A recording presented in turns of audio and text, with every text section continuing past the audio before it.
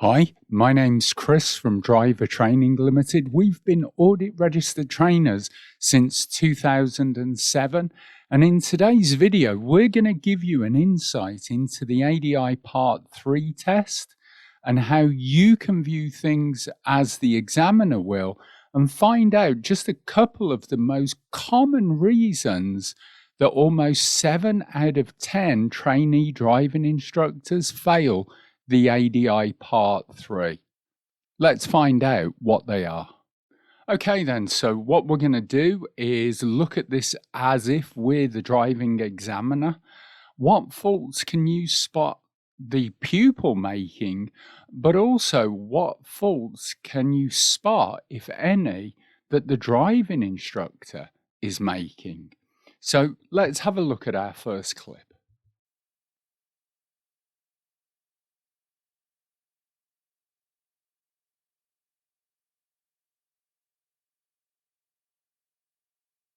So obviously a bit of a clutch control problem on that.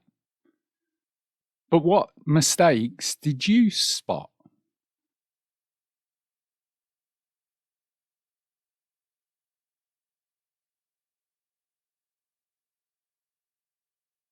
So let's go through it, shall we? First of all, do you notice the instructor is not looking at the pupil? So that brings us to our risk management section. Was the trainer aware of the pupil's actions? Straight away, the answer is no, because if you're looking through your peripheral vision, you're not going to see what the pupil is doing. So you'll get marked down on that. Secondly, then, what faults, if any, is the pupil making at this point? Well, if you notice, look, she's looking down at the gears, which means she's probably not confident with where the gears are. So at that point, the next part was any verbal intervention by the trainer timely and appropriate. At this point, the instructor should be saying, if we just stop there, go into neutral. Do you notice you keep looking down at the gears? Why is that? Are you not comfortable with the position of the gears? In which case, then, the next part was any sufficient feedback given to help the pupil understand any potential safety critical incident. Now, this doesn't seem much, but if you're driving along the high street and your pupil has to keep looking down at the gears, then, Chris, what's the problem with that going to be? So what we'll do just for the next few minutes is go back to just being confident and comfortable with where the position of the gears are. So shall we practice that? That's already what the instructor should have been saying at this point to fulfill what it says in that risk management section. But there's actually more added to it than that. Under the teaching and learning strategies, so was the teaching style suited to the pupil's current ability? So if the pupil isn't confident with where the gears are, the instructor should be full commentary. So there, Chris, I want you to put your palm out, push the gear stick across and up into first gear. Hold the gear stick across and down in second. And as we practice it, I want you to be looking straight ahead so that you get comfortable and confident with changing gears without looking down at them. That's what the instructor should already be saying at this point. Was the pupil encouraged to analyze problems? As we said, if we're questioning them, what's going to be the problem with looking down every time we want to change gear? What if we're in traffic? Means you're looking down at the gear stick, you're not paying attention to the vehicles in front. What could happen then? Were opportunities used to clarify learning outcomes? Did you give them practice? So already at this point, you should be practicing getting those gears without looking at them. And was the pupil given appropriate and timely feedback during the session? No, because at the moment, the instructor is just sitting there saying nothing without really knowing she's even making these faults. So can you see already you'd be being marked down on this? So what we're going to do now is let the clip run. Now, at this point, again, was the trainer aware of the pupil's actions? No, because he's still not looking at her. What is she now doing? She's now looking at the pedals. So everything that we've just said with the gears, we should now be saying with the pedals. Can I ask Chris, why are you looking down at the pedals? Are you not sure which one is which? Are you not sure of the position? Should we sit here and just practice looking ahead and just moving our feet onto the different pedals? So again, was the trainer aware of the pupil's actions? No.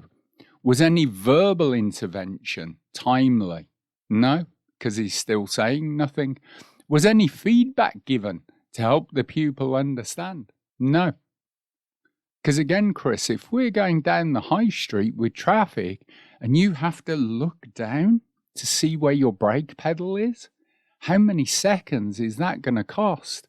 And how much closer you're going to get to the vehicle in front? Was the teaching style suited to the pupil's learning style? No, he should be talking her through it. Was the pupil encouraged to analyze the problems? No. Did they get practice? No. So can you see already, before we even get to the bit where she stalls or kangaroos, the part 3 test is already over. But what you need to do is analyze, do I sit like this?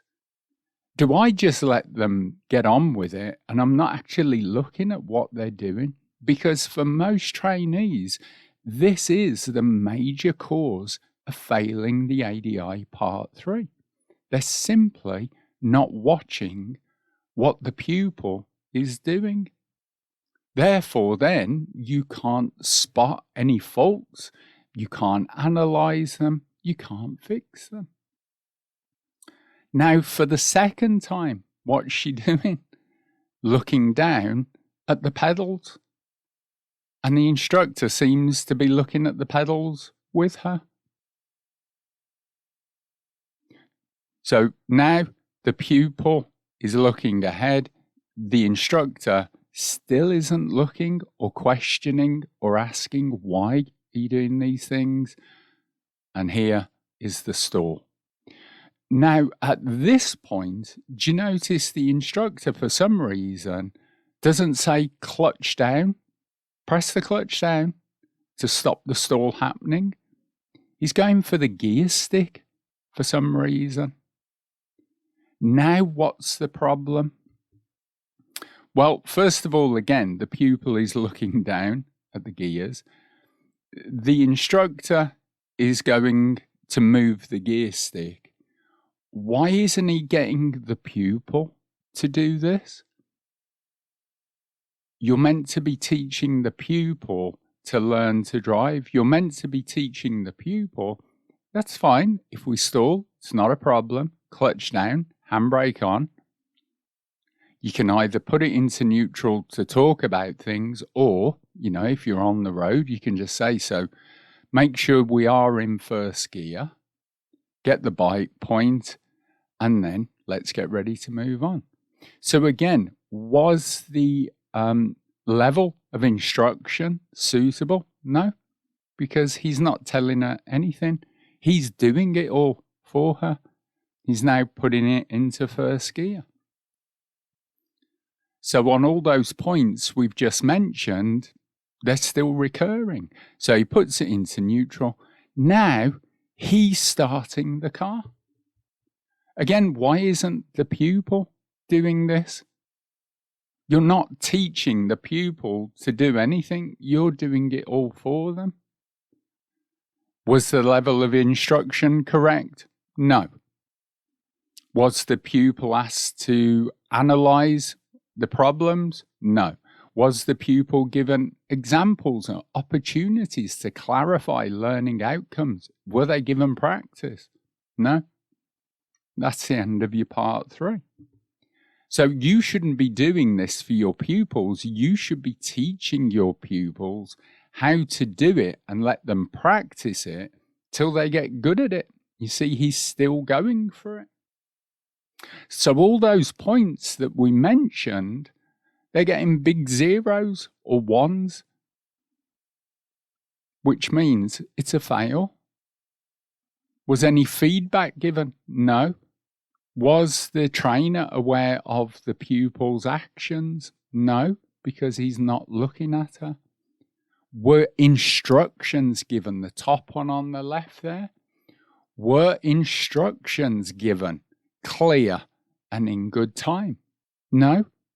He's just sitting there letting her make mistake after mistake after mistake. And you simply can't do that on the ADI Part 3. It's a teaching exam. How good of a teacher you are. Now, if you notice at this point, the pupil is now looking round the steering wheel, perhaps to see if the car has actually started. So can you see why that's a problem? Now let's look at example 2.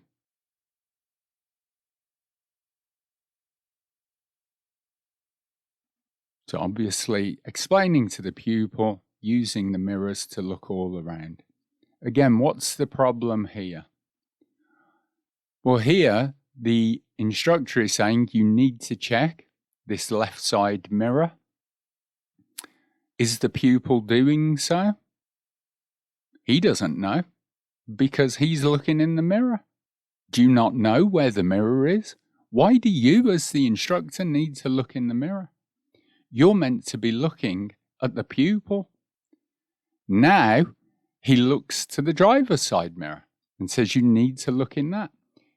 That should be looking at the pupil to see if she's actually looking. In this case, she is, but he doesn't know that because now he's already moved on to the center mirror. Should be asking, what can you see? Is it set up properly? Do you have your reference point? But you need to be watching the pupil to be making sure.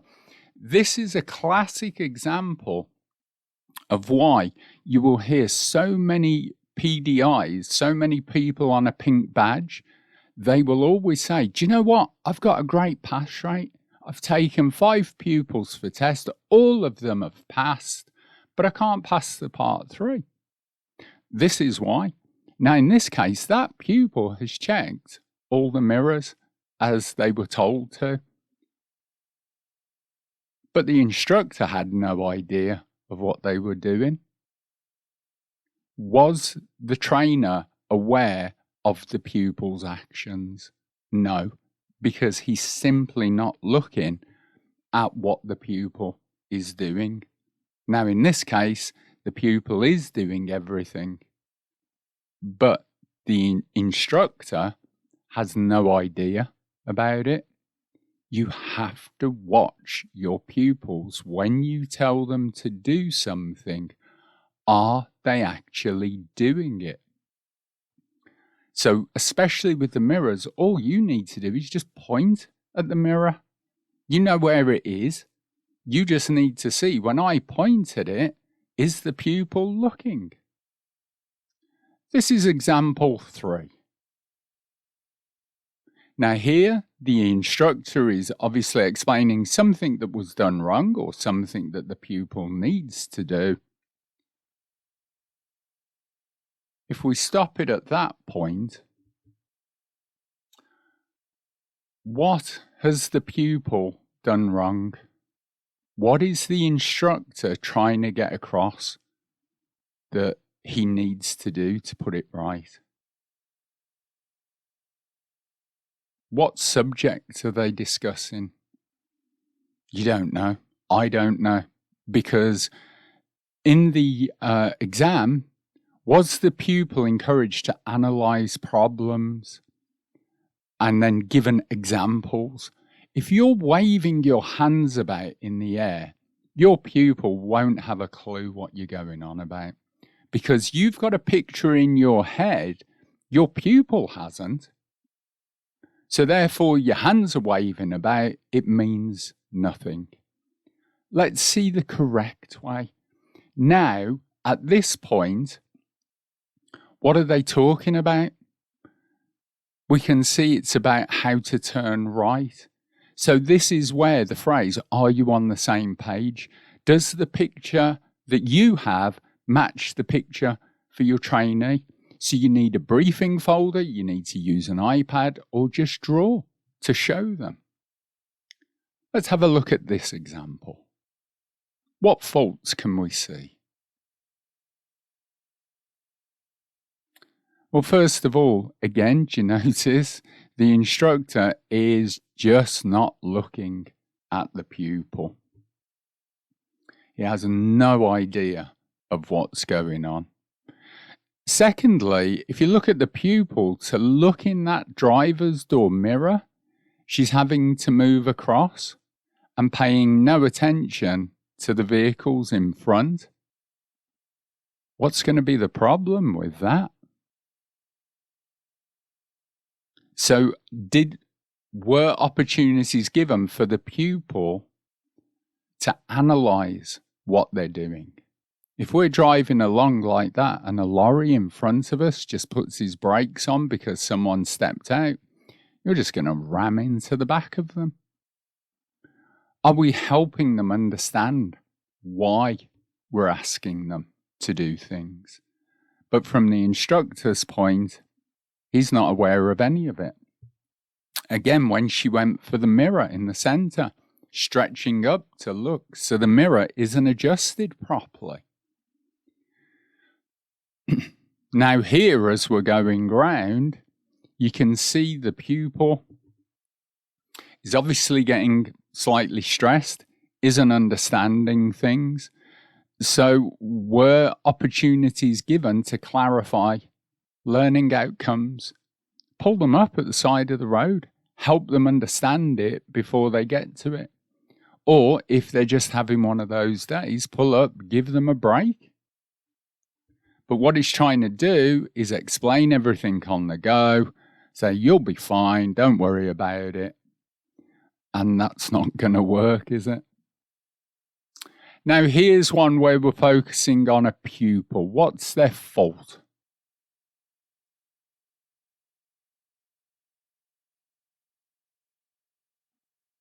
So, did you spot it? They didn't check their blind spot before moving off. Also, he checks the left mirror, the right mirror, and then just drives off. So at this point, the pupil has no idea of what's approaching from behind and how fast. It's got no idea if anybody's in that blind spot.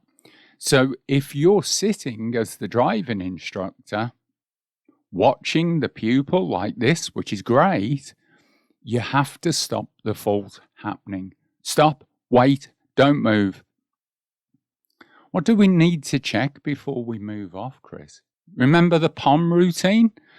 What's the first bit of preparation? Oh, getting the bite point. Yeah. Then the observation is what? Can you remember? Oh, yeah. Mirrors and blind spot. Good. So let's do that, because what could be the problem? Get them to analyze it. Get them to practice it. Then let them move on. Now again, we're looking at both the pupil and the examiner. He's marking things out or showing her, which is great. But you also notice he now is pointing at the mirrors and looking in them. The one thing he's not doing is looking what the pupil is doing. Is the pupil looking in those mirrors? He doesn't know. Why, as the instructor, do we need to look in the mirrors? We're asking the pupil to. So we need to keep an eye. See now? She might not get what he's talking about. She might be distracted, but the instructor is still just talking away. Now he asks her to put it into gear. Now at this point, he's pointing down, she's not looking. Now before she's even gone into gear, he's already talking about something else. Was the trainer aware of the pupil's actions? No, not in the slightest. He's saying the right things, but he's not doing the right things. What if she's gone into third gear? Well, was she made aware of any problems? Was the pupil given timely feedback? Even if it's well done, you've done it. Now the pupil asks a question about the mirrors. So here, was the trainer aware of the pupil's actions? No. Was any physical intervention? No. Because now she's asking a question about the mirrors. He finally looks and makes eye contact. But what you'll see him do in a second is already disengage. And she's still inquisitive about that mirror. Perhaps, what is it I need to see? How do I know that it's set up properly? And already, before she finishes pointing, he's looking down at his pad and talking about something else. So were the pupil's queries followed up and answered? No, because he needs to engage her in conversation. And this is a fault we see so often. Like here, the pupil has hit the brakes, and is the instructor looking? Did he press it with the wrong foot? Did he use his left foot to press the brake? Was his foot already over the brake before he stalled? He doesn't know because he's not looking. But also on approach, you notice that his one hand is turning the wheel, his other hand seems to be on the gear stick. So we hope that this quick guide into helping you to pass the ADI Part 3 test has been helpful, or the ADI Standards Check test. You know, that's the key. Look at the pupils. Go through MSPSGL or MSPSL if you're in an automatic. When you ask the pupil to do something, are they actually doing it? If they're not, that's the fault. Analyze it. Practice it. Make sure they do it. Could just be a mistake, in which case, great, just carry on. Could be something they're actively not doing, like looking down at the pedals, not looking in the mirrors when they should. Even though your pupil is doing all of those things, if you're not paying any attention to them, then that's the end of your Part 3, because you can't be aware of the faults that your pupil is making. As we've said before, you know, emerging at junctions. Are you looking around the pupil to see if there's a gap to go? You shouldn't be. You should already know that you're either going to stop at that junction because it's closed, or if it's clear to go because it's open, then it's fine. But ultimately, is your pupil looking right, left, and right before they emerge out? So everything that you do as a trainee driving instructor is a teaching example. So you can get in the habit of getting ready for your ADI Part 3 test by doing these things with your pupils now.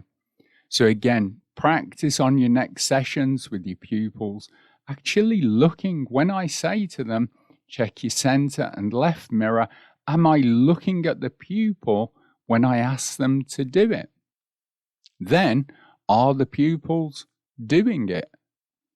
That's the key to it. We need to get that going before the rest of these things will fall into place. So we hope this video has been helpful to you in your training.